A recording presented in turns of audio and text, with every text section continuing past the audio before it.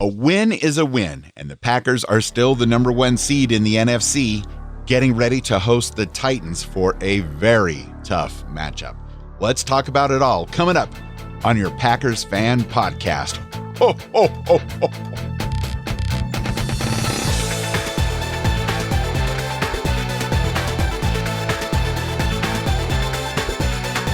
I'm Scott Clark from The Gaming Outsider on this 220th episode of the Packers Fan Podcast. And here's to hoping we get to extend this season of the show with additional weeks in the playoffs and maybe all the way to the big game, please? That'd be awesome. That would be more than awesome. Me, wearing my green and gold rose-colored glasses, I'm Wayne Henderson from MediaVoiceovers.com, shaking my head trying to figure out why our team has split personality disorder. Every quarter, we seem to be a different team. So, this week on the Packers Fan Podcast, why was that win against the Panthers so unsatisfying? We're going to try to sort that out and sharing more of your voicemails, your emails, and other great feedback. Also, we're going to preview one of the toughest tests for our run defense yet because the Tennessee Titans are coming to Lambeau Field. Also, my keys to a Packers victory and more football goodness. So let's go ahead and jump right into it for the highlights from the week. First off, Kevin King had a fantastic fumble recovery, running 50 yards back when Teddy Bridgewater was trying to jump over the line for a touchdown. That came at a great point because they were about to score. It was insane, and thank goodness for that extra padding because considering how close the final score wound up being, if Bridgewater had scored at that point, who knows what would have happened at the end of the game. It definitely felt like the turning point for the first half for us. Also, Aaron Jones got us a touchdown to make the Panthers pay for that fumble. So it was just a great first half altogether. Yeah, almost 80% of the first half was really good and had us amped up. And we just couldn't wait for the second half. But anyway, staying with the good stuff, Bobby Tunyon got his first TD of the game, and that was a great way to get things fired up. And then Aaron Rodgers running one in himself, and the belt is back, baby. Not only that, but did you catch Rodgers' little yell to the sky where he said, "I love gold"? Yes. It was. I told you, man. It was amazing. There's magic in the air. And Rodgers is making records left and right. He made another one this week. He is now officially the first quarterback in history to throw 40 touchdown passes in 3 separate seasons. Wow. That's amazing. Awesome. We had a few explosive runs this game as well, but it was especially nice to see A.J. Dillon out there in the field for that one fun-to-watch carry. I kind of still wonder why we don't see more of Dillon because he just looks like a beast, and I want to see more plays. I was watching the game with my buddy Nick, and he made the comment that we haven't need to use him because we've got Aaron Jones and Jamal Williams. So he kind of makes a good point. It's just this kid needs to get some experience. I don't know if we're going to rely on him in the playoffs or not, but it's going to be interesting in that. But speaking of Jones, he did also have 145 yards of rushing this game. I love that we have a running game again. It just feels amazing. Our offense has been on fire, at least in the first half of games. Yeah, at least in the first half. It's a bit of an embarrassment of riches. I mean, we really can't go wrong with any of those 3 guys. And the fact that we have 3, and it might be difficult to keep all 3, but hey, if something were to happen and somebody were to go down, we're good to go team-wise. Right. I'm also super thankful for Mason Crosby coming in clutch with about 4 minutes to go to make it a 2-possession game again, because I was getting a little nervous thinking, it's only an 8-point differential. I don't want overtime. I don't think I can take it. So thank you, Mason Crosby. It may not have been the most exciting play of the game, but since it did pretty much seal the deal, I'm thankful and was happy to see it. Absolutely. When we got the rest of the team that can't seem to be as consistent as Mason Crosby, it's nice to rely on him for those kicks, especially in clutch times like that where we just need that extra padding. There were some Packer players making some good tackles as well, especially in the third quarter or so. It is so weird to see our offense struggling, especially in the second quarter and third quarter, but very interesting to see our defense doing well mid-game. It's like we can't fire on all 8 cylinders, it seems, with this team. I mean, it's hard to complain when our record is 11-3 right now, but we're 2 weeks away from the playoffs when we really need to start buckling down. We got to have that consistency all around. Do you agree, Wayne? I do agree, but I'm wondering if it's maybe just a secret ploy by Coach LaFleur to have teams wondering about us. And then when the playoffs come, we're going to roll up 55 points on people. There's the Pollyanna I know and love. Hey, I did say I have my green and gold rose-colored glasses on. It's but true. It was not all rose-colored goodness. I did not like seeing Aaron Rodgers getting sacked that many times and banged around most of the day. I mean, he's been pretty clean the entire season, but somehow we let our guard down, and Aaron Rodgers was just a ragdoll out there. Yeah, 5 sacks is way too many for Rodgers. If he doesn't have the time to get back there, we're not going to get those clutch plays. And unfortunately, Adams' streak is now broken. He went 8 games in a row with a touchdown reception, and he did not have one this game. So that resets to 0 now, unfortunately. Thankfully, Tunyon has scored the last 6 games, so maybe Tunyon can break that record. But I did find out that Jerry Rice holds the record in the NFL for 12 consecutive games with a reception. So unfortunately, Adams has got to start all over again to try to get that. But what are you gonna do? Also, we did have some terrible tackling near the end of the game, which doesn't feel like a surprise. No. And instead of wrapping people up, they just seem to be trying to bounce off people. Even Aaron Rodgers said it was a disappointing win. In the post-game press conference, he said, and I quote, "We just know that type of football in the second half is not going to get it down in the playoffs where we're going," unquote. And that was Rodgers saying that. So even Rodgers says that we've got to get this going in the second half if we're going to make it. But he did say it. It was kind of like pulling a Wayne there, turning a negative into a positive, saying we are going to the playoffs. So basically, Aaron Rodgers might as well have been saying, "Look, by the time we get to the Super Bowl, we've got to get some things ironed out." Exactly. Love it. I did not enjoy the fact we got some new injuries, Scott. We need to keep an eye as the week goes on Rashawn Gary and Zadarius Smith. Yikes. Yeah, for sure. I haven't read too much yet on Gary, but I did read that Smith's injury is not that serious, and he should actually be back next week. So fingers crossed. Good news on that one. And lastly, I've kind of mentioned it already, but the inconsistency of this team is really making me nervous as we get closer and closer to the playoffs. We either play different from half to half or from game to game. I mean, we struggle against the Jaguars, and then we come out and just destroy some other teams. It just doesn't make any sense. We've got 2 weeks left to make things more consistent if we're going to have a chance postseason, and we really got to have some come to Jesus moments with this team because the overconfidence is killing me. I don't know. I mentioned it last week. The Panthers are tougher than their record says, and sure enough, we just kind of let them roll over us in that second half. That cannot happen. Yeah, listener Rick was correct, reminding us that the Panthers are scrappy. They definitely were, so. For sure. At least we got the win. Also, some other interesting Packers news. 3 Packers players received the most votes for the Pro Bowl at their respective positions. So every position gets votes who's going to play for that position in the Pro Bowl. David Bakhtiari got the most votes for the left tackle position out of all the players. Zadarius Smith, speaking of Smith, got the most votes for the outside linebacker position.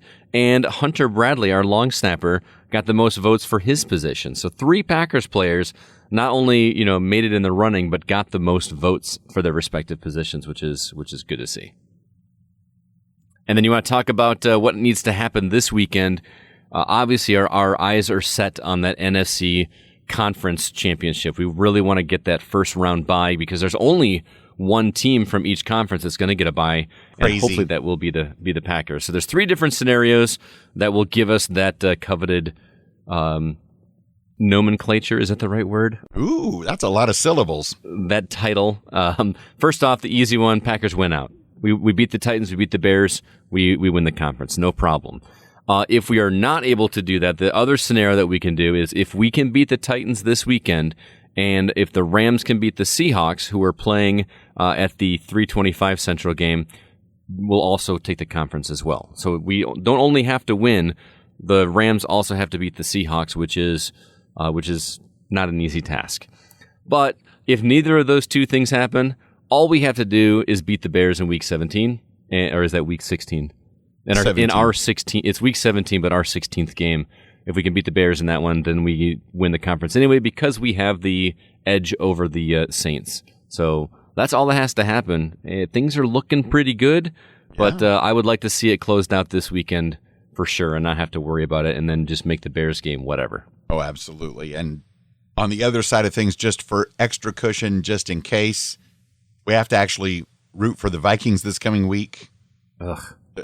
Just in case. Go ahead, beat the Saints. At this point, not worried about the Vikings, so go ahead. But man, if the Vikings could pull off beating the Saints, that would feel good. If only a miracle could happen and some team without a win like the Jets could beat the Rams. Oh, wait. That was amazing. I'm so glad I didn't post on social media this week that there's no way the Jets are going to pull off a win against the Rams. Although I should have. Apparently that's what makes that kind of stuff happen.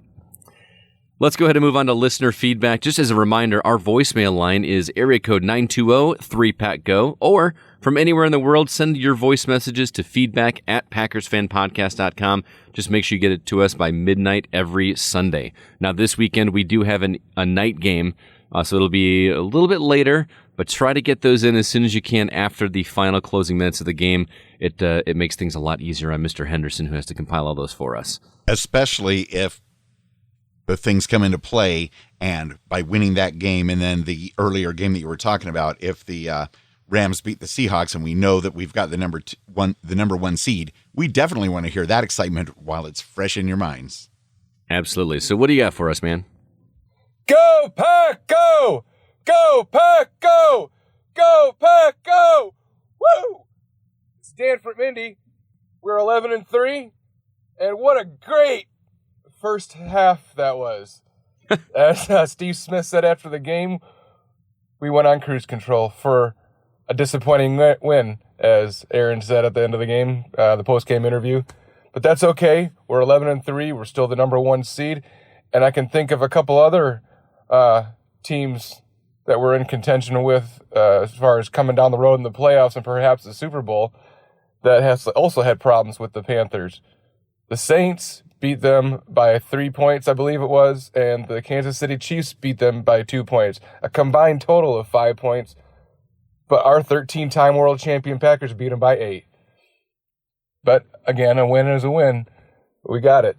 A few thoughts on the game. That first half looked amazing. We were rolling. And I think what may have happened at the end of the game is maybe LaFleur instituted or put it in a different scheme, a few different plays and wrinkles to see how they worked, since we were winning so handily. A buddy of mine brought that up, and I think it makes a lot of sense. My other thought is the continued emergence of Robert Tonyan, or Bobby, as Aaron likes to call him. He now leads the league in passing touchdowns for all tight ends. That's for a guy that probably nobody heard of before the season started, unless you were a Packer fan. That says a lot. It goes toward Aaron Rodgers' ability to get the ball out to the open receivers and his own ability to get open.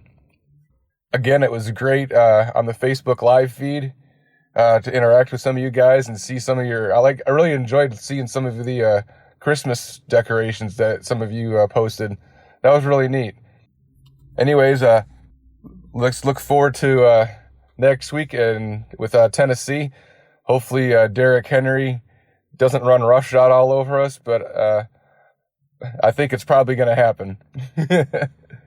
But I think as one of the stat lines I came across in yesterday's game is the Packers have the longest time per play, which will help keep Derrick Henry off the field.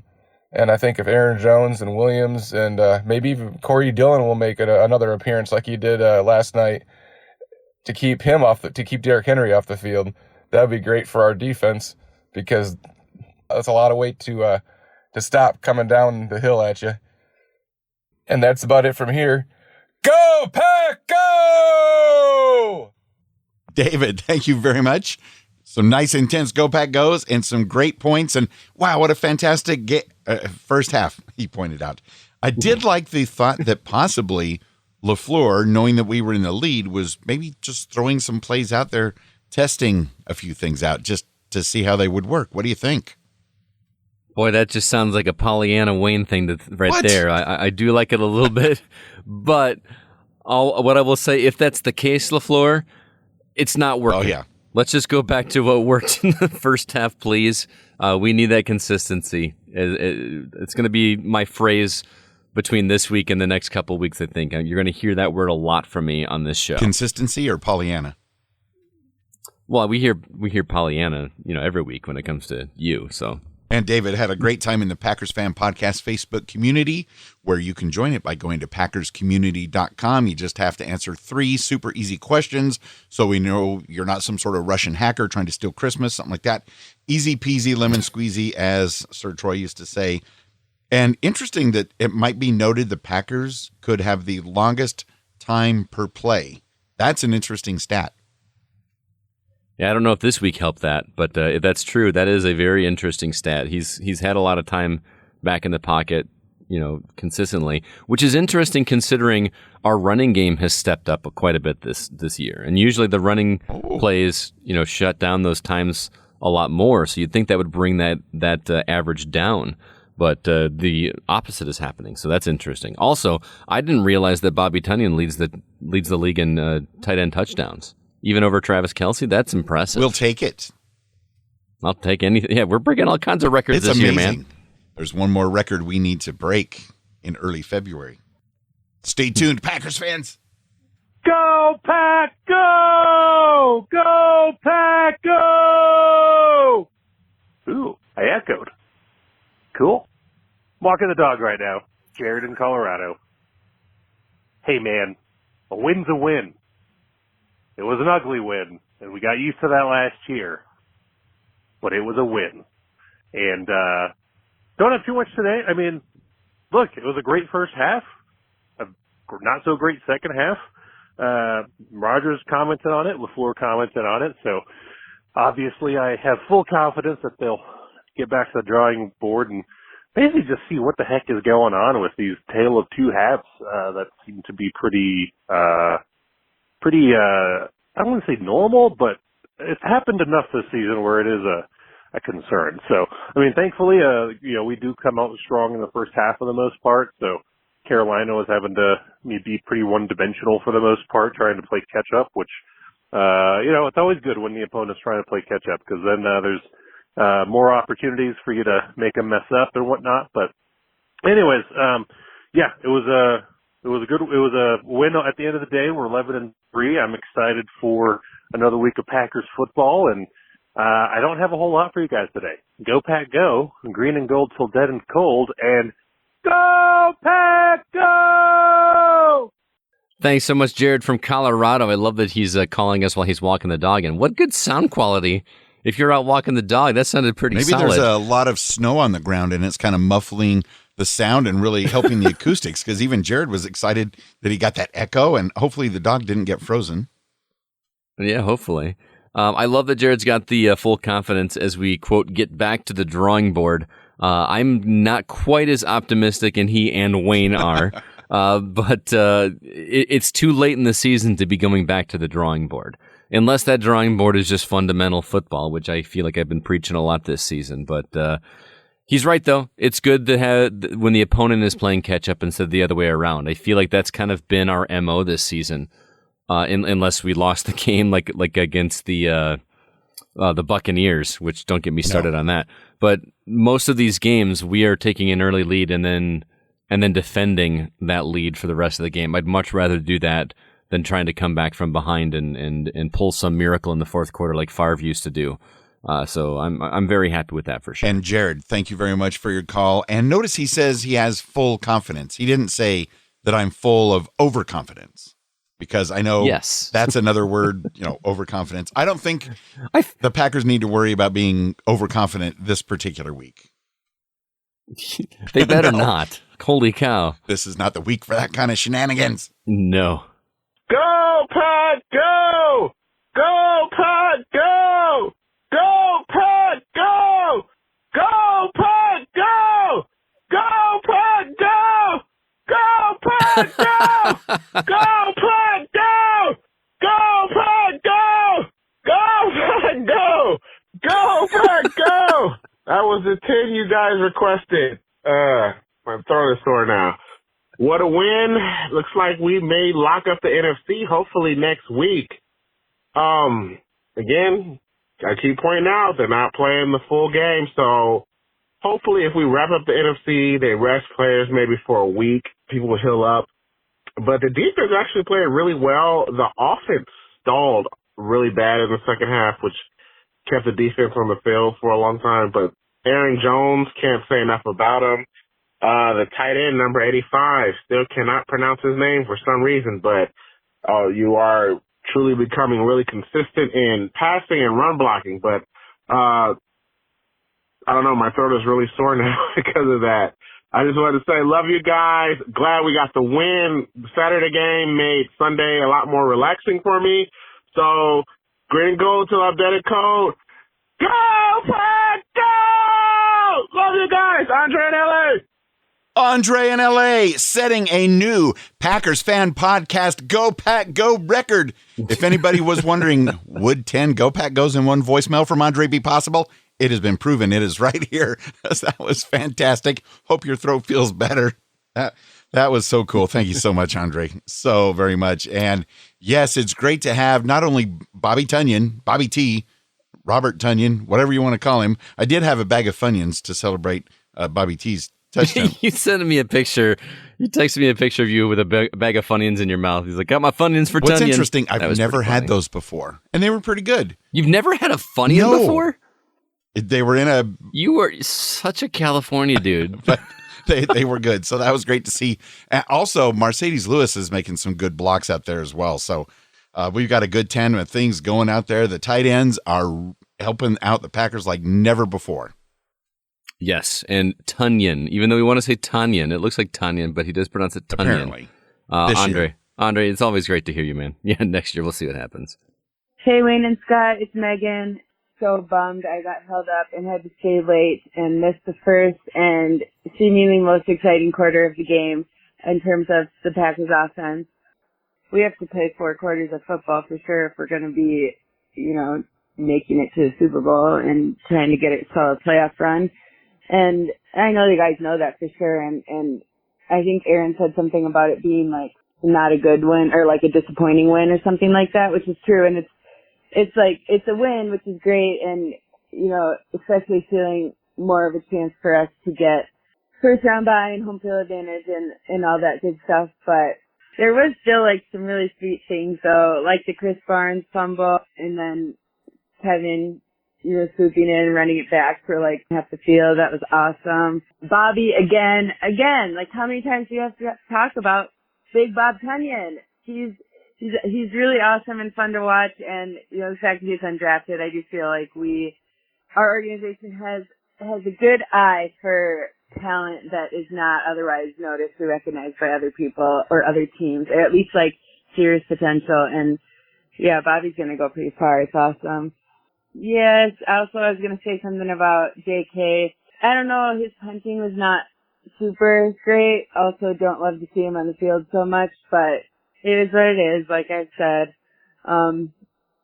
We for sure need to bring our A game on all accounts. It is nice to know that we have like a well-rounded enough team that if our offense isn't on, that the defense will keep us in the game. And I was talking about Adrian Amos, I think, and it's not like he's lazy. It's just sometimes I feel like you're supposed to run through first base. You don't run to the base and stop. And sometimes I feel like he's like that when he's getting people, or maybe he's just not trying to go too far forward. I don't really know. But he had a really good game, and that was pretty awesome. Good for him for sure. So with that, also, I feel like a lot of guys got hurt or potentially hurt. I hope Jamal's not too badly hurt, and it was kind of sweet to see AJ come back after being out so long and had a really solid run. Go Pack Go! Let's bring on the Titans. I'm really hoping for a day before my birthday win. Let's go, boys! We got this! Super Bowl bound, baby! Let's go! Awesome, Megan. Thanks so much for the call. I was worried we were going to get some of that renowned Megan energy at the beginning of that voicemail, but you brought it at the end, which was awesome.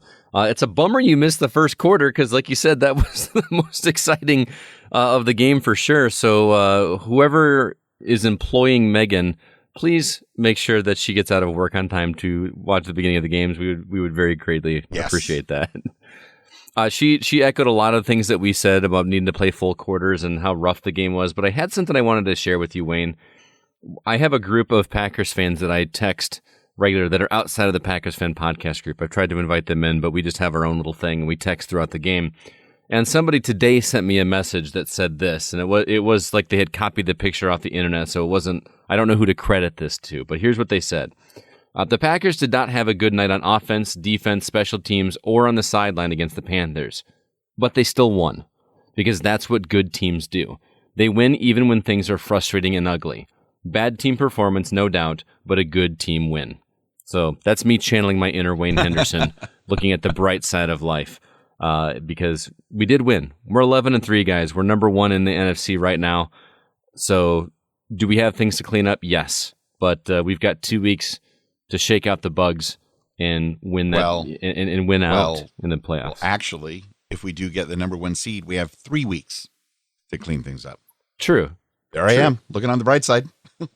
Like Megan, and again, Megan, so good to hear from you.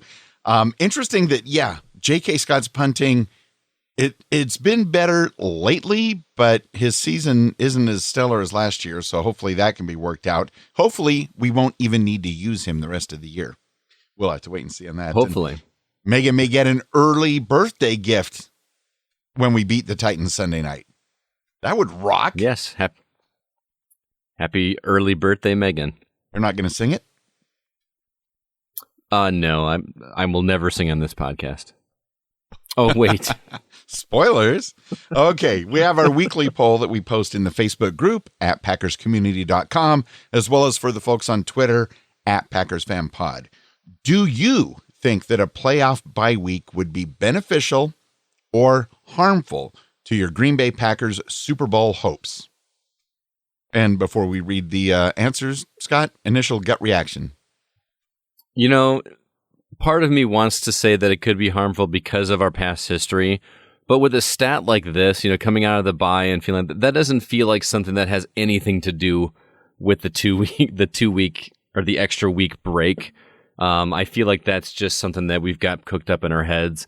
So of course it's going to be beneficial to have that extra week off. It's an extra week of rest, provided that they're practicing and staying in shape. I mean, they're a professional football team. They're going to be doing that. This isn't, high school or even college football. This is the NFL Green Bay Packers. They're going to stay in the right shape going into this.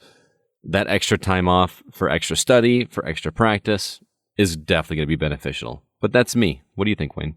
I'm there 100% beneficial for sure, as did 77% of the nearly 100 voters who said it was beneficial.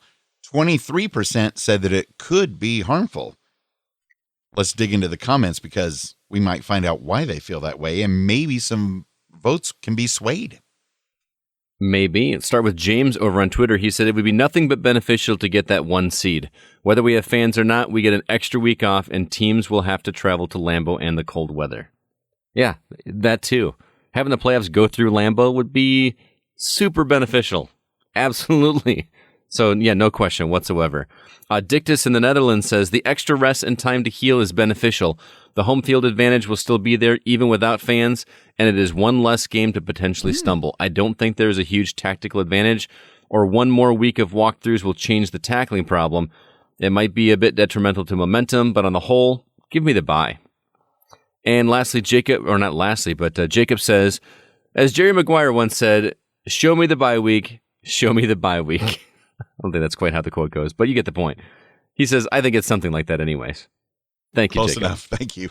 And Stefan says, I'm picking beneficial, but only because it means less games we have to win and thus less games we can lose. I also think that having the playoffs go through Lambeau is a tremendous advantage. Just look at what the Patriots have done in Foxborough through the past years to see the advantage of being a team that practices and plays outside, hosting some of these Southern and done teams. I'm getting ahead of myself here, like Wayne a bit, but I'm also kind of worried about our cold weather team going south to the Super Bowl in Tampa. I suppose we can root for the other northern teams to even that out for us. And Dan summed it up quite well by saying, it's not about the bye itself. It's about making the road to Raymond James Stadium go through Green Bay, Wisconsin. Go Pack, go! For sure. We've also got some emails to share with you guys. First off, Go Pack Go, Go Pack Go. The good news is that the Packers never trailed the Carolina Panthers at any point, but again, what I don't like, that the Packers won the coin toss, and predictably, they deferred to the second half. By the way, this is Stephen Verheeren from Palace Park, Illinois, where the hometown Chicago Bears, well, you know. And how about Aaron Rodgers breaking records? Now is he's the first player with 3 seasons of 40 passing touchdowns. Isn't it great how Aaron Rodgers is breaking records as long as he doesn't break himself? Wayne or Scott, can either of you remember the last time the Packers have ever played a regular season game on a Saturday night? I tried looking it up. I could not figure that out to save the life of me. Wayne, did you find it? No, I was thinking, Scott, I could hear your fingers typing away in the Googles. That's a hard stat to Google. I'm sure it's been a while, and besides, you got the leap year and things are happening, and yeah. Yeah. He also goes on to say, how about this for rarity? For the first time in almost 40 years, the Wisconsin Badgers and the Green Bay Packers have played on the same day. The last time that happened, you have to go back to December 13th, 1981. Whoa. I remember December 13th, 1981. I don't. I was 1. So you were not having your first ever Long Island iced tea? No, I was not. For sure. And more good news, both teams won on Saturday. Now, hopefully the Packers will not have to be like the Disney movie and remember the Titans. I bet Wayne wishes he lived in a state like Illinois that doesn't have Culver's location since he's out in California and can't get a fix. He also has a question. When was the last time, if ever, Aaron Rodgers had a season in which he ran the ball in for a touchdown in 3 games in a season? I don't remember what that. I did was I looked into the future, and it turns out that answer will be the 2020 NFL season. So stay tuned for that. I don't want to tell you how to make your predictions, but I am going to have to suspect that this game will be a close game with the Titans, as I am sure they will be ready for any mistakes the Packers make. Okay, I'm finally about to check out for now, but before I do, I want to wish the listeners that will be celebrating Christmas a very Merry Christmas. Same to Wayne Henderson and Scott Clark, and Happy Holidays to all the listeners, no matter what holiday you are celebrating. Go Pack Go, Go Pack. Stephen Verheeren. Thank you very, very much. Also, hey, Wayne and Scott, this is CCR from Titletown, USA, obviously Green Bay, Wisconsin. Although it was a great game, there's a few things we must try to fix before the playoffs. One major issue is we need to make sure we protect Aaron Rodgers from getting sacked. We gave up at least 4 sacks on Saturday. And another thing we need to work on is pass and rush defense. Yeah, this is the week for that, Scott. This is the week.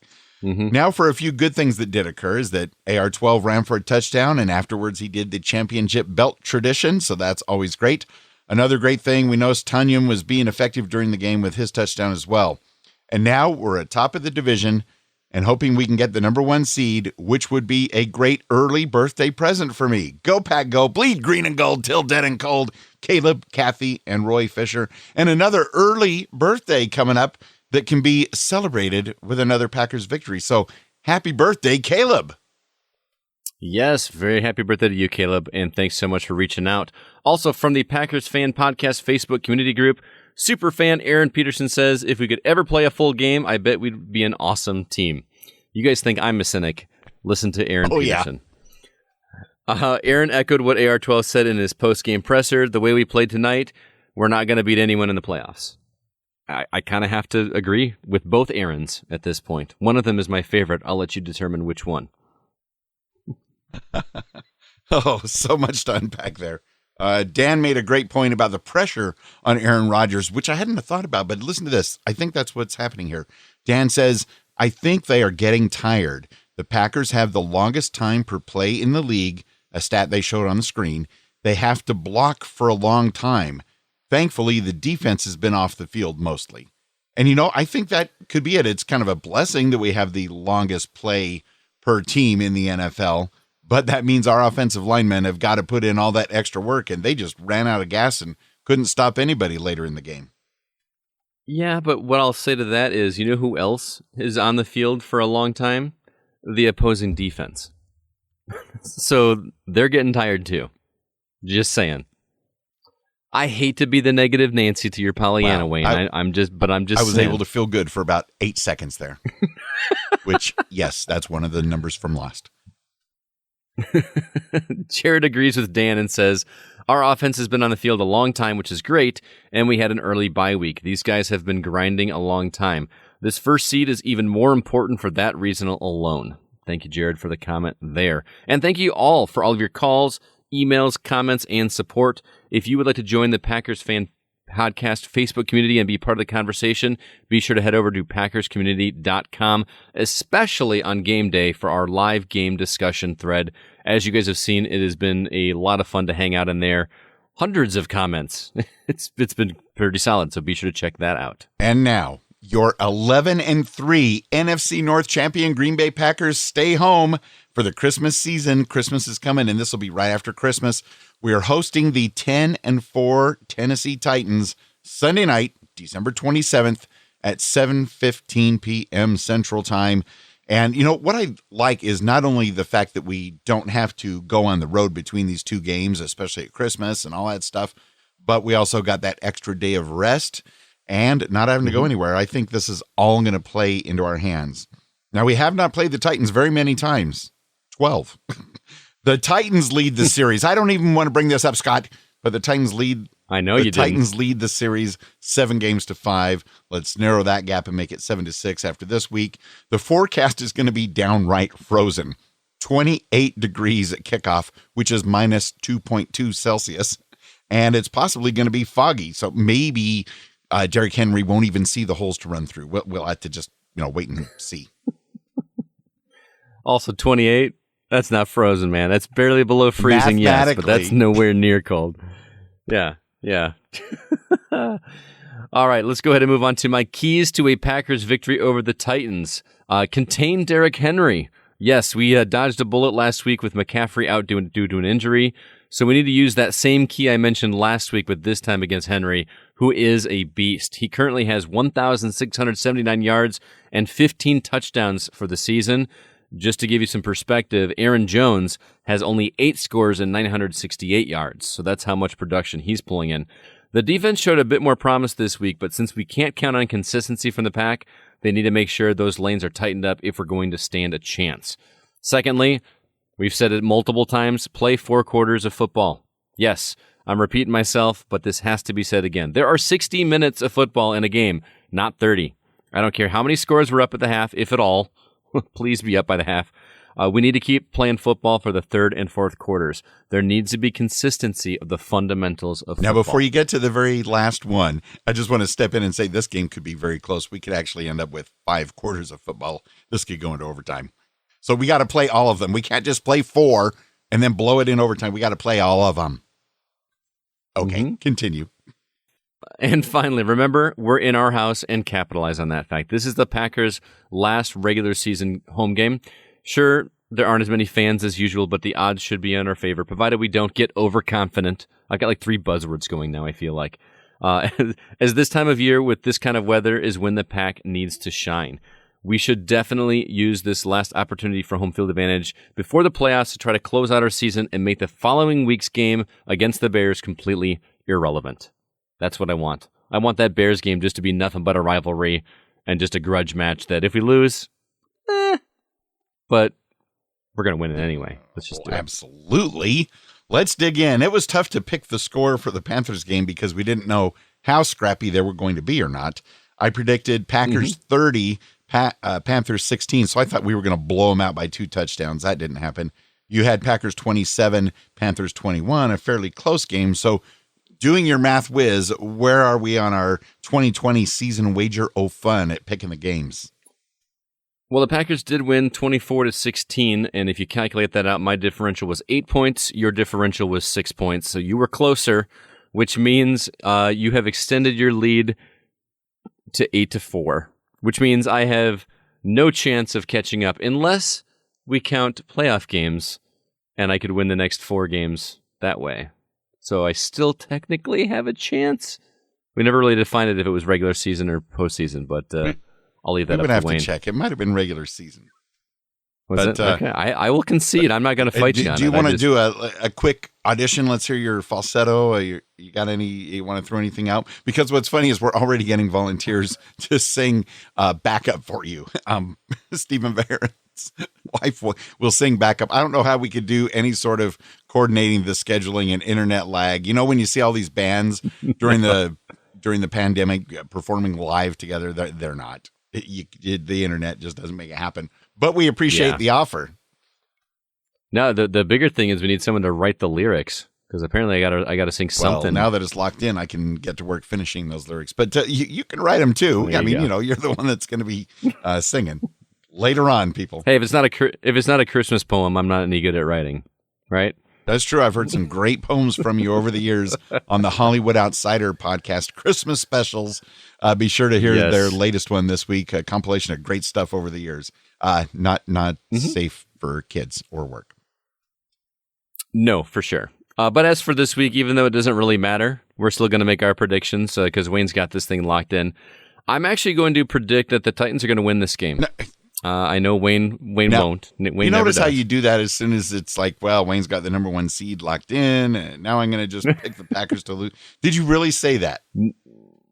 I really was going to pick the Titans anyway. Especially with the way that the Packers played this week and laid down in the second half, I think the Titans will edge us out. I'm going to say 27-21.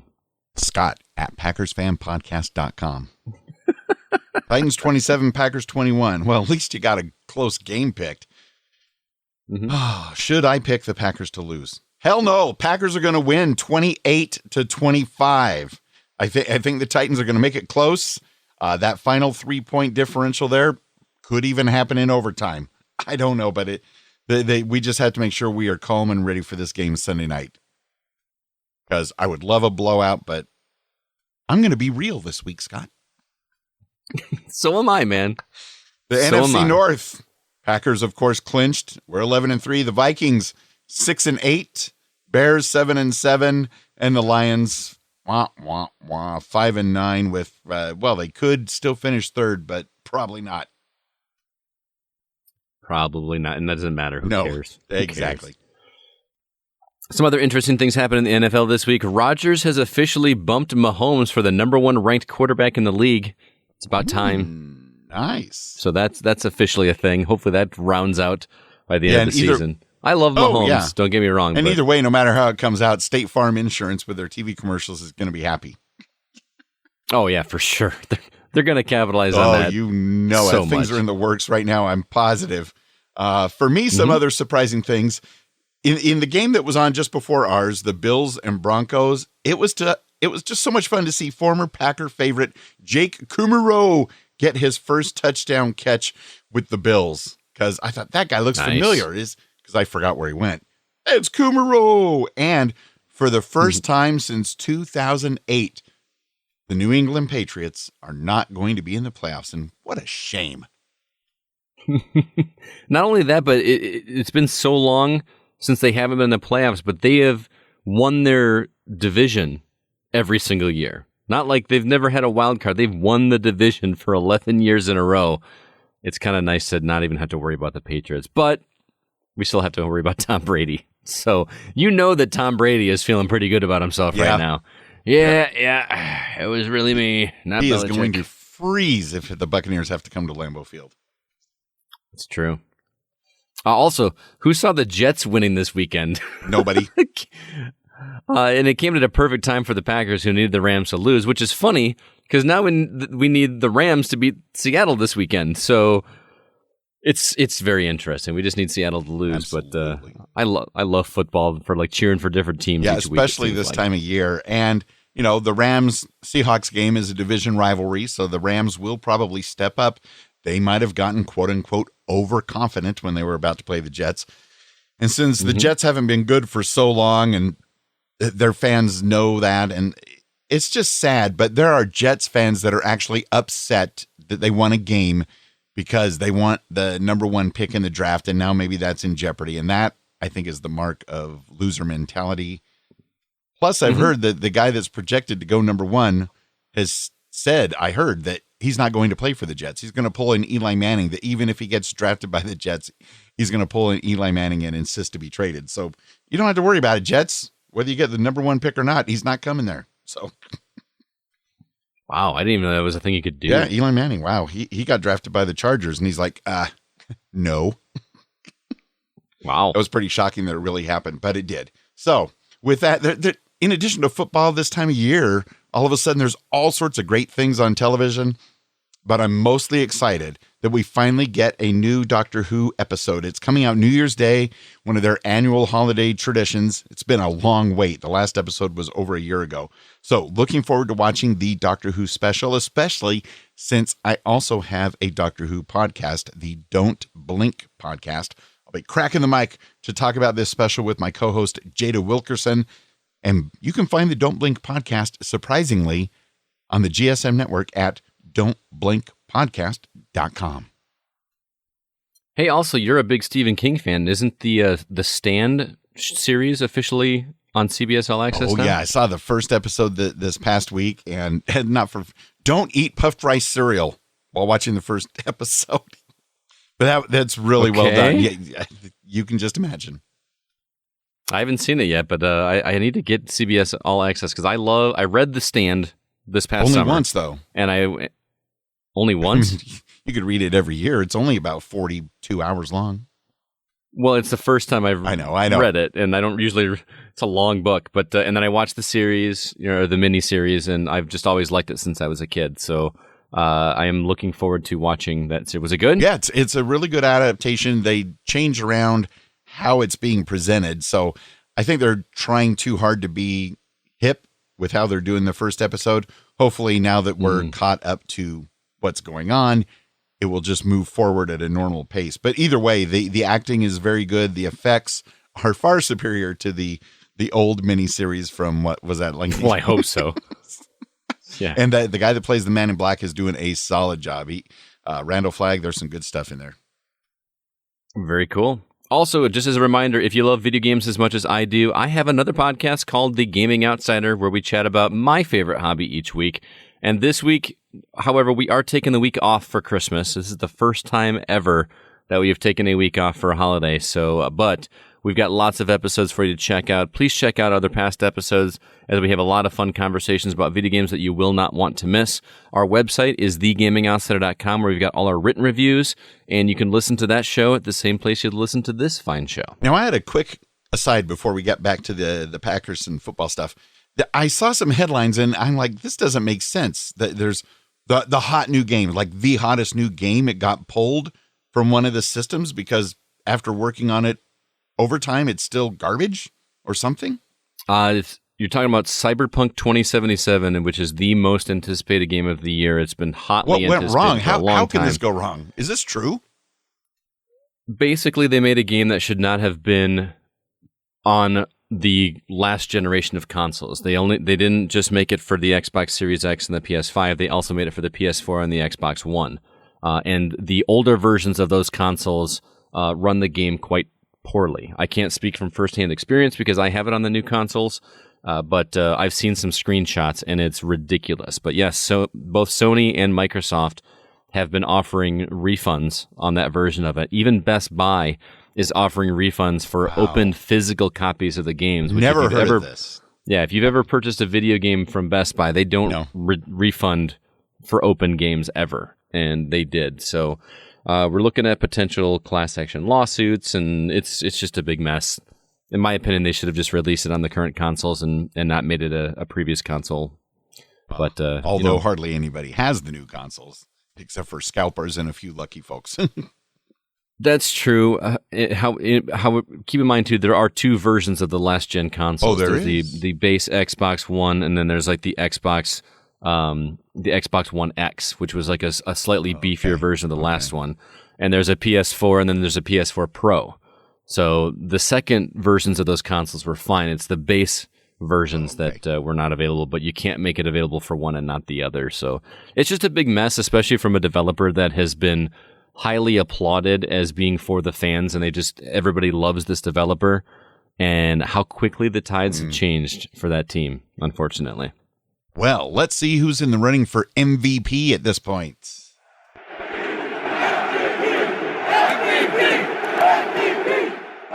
And of course, I mean MVP, listeners of the Packers Fan Podcast, because we do have the value for value model here on the show. And if your budget allows for it, you can invest whatever you feel is equal to your value for the podcast. And of course, get cool Packers Fan Podcast swag at some of the higher support levels. All the details, patreon.com/Packers Fan Podcast. We want to say thank you Bryant for all of your Patreon support at the Willie Wood $24 level. Go Pack Go to you, my friend.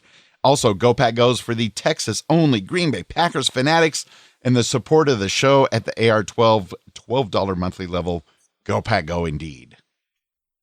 Thanks also to our Favtastic $4 Patreon supporters. Go Pack Goes go out to Andre in LA, Lawrence Harvey, and Jeff Summerfield. Go Pack Go shoutouts as well to those awesome $1 monthly supporters, Beth Mentink, Joe Christensen, Matt Haig, Hank Davis from the TPE Network of Podcasts, and Remy La Victoire. Thanks for all your support, financial and otherwise.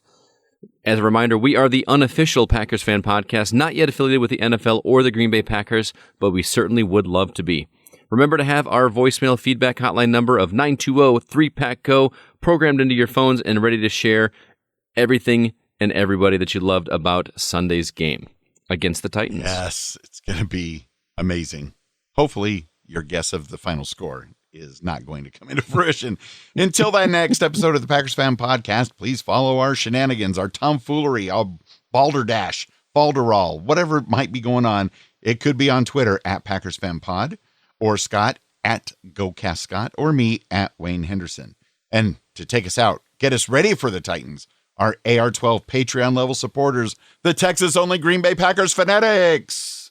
This is Dawn down here in Texas, a.k.a. Granny Cheese. Hi, I'm James. Hi, I'm Kim. Hi, I'm Melissa. Hi, I'm Susan. Hi, I'm Carrie. Hi, I'm Lisa Montgomery, and we want to say, Go Pack Go!